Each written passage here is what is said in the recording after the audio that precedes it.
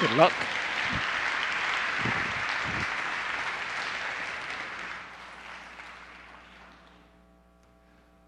I'm at the altar, sweating in my wool suit. She is glowing in her white dress. Asks me the most important question of my life.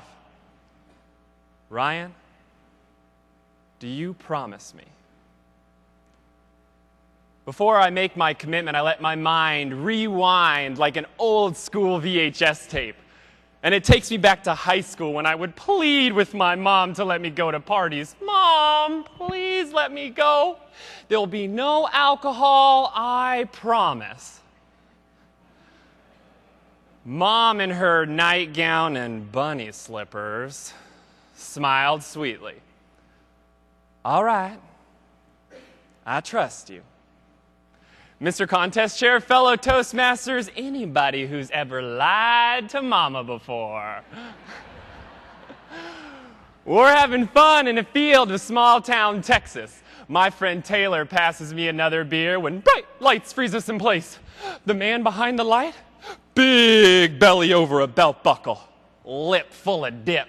Sheriff Snodgrass. Caught us red-handed, red Solo cups in hand.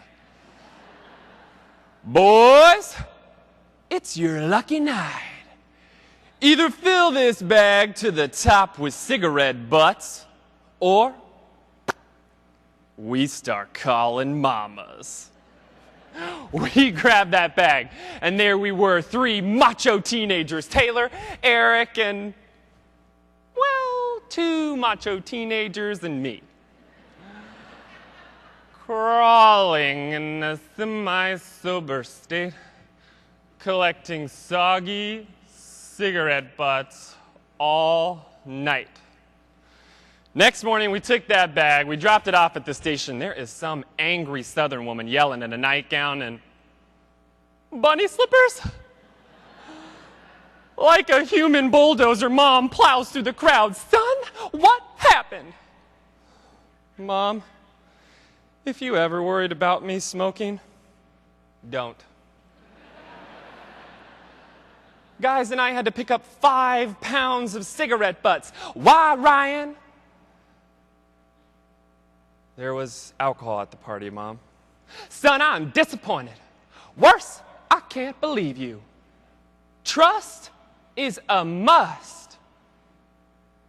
Times have changed. When Dad and I were your age, we picked up 7 pounds.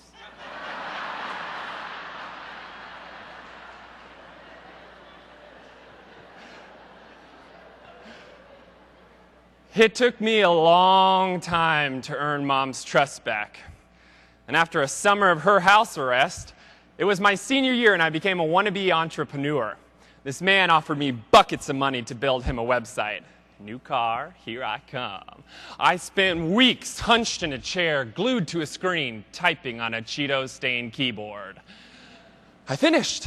We met, handed over the files. He checked for his checkbook, couldn't find it. Promised he would send a check over immediately. No problem. We shook hands. I'll get paid in a couple days. Well, a couple days passed. And where I'm from, handshakes mean something. I called him. His phone's disconnected. I Googled him. He gave me a fake name. What? I complained to Mom, and do you know what she said? Trust is a must, isn't it, son? Don't you hate when parents are right? Like one of those annoying hotel alarm clocks that woke me up. How was I supposed to expect a man to keep a handshake when I couldn't even keep a promise to Mom? I learned a promise is only as good as the person who makes it. I was finally able to leave small-town Texas, and I went to college in Colorado. And I met the girl. Tall, curly hair, a tattoo or two.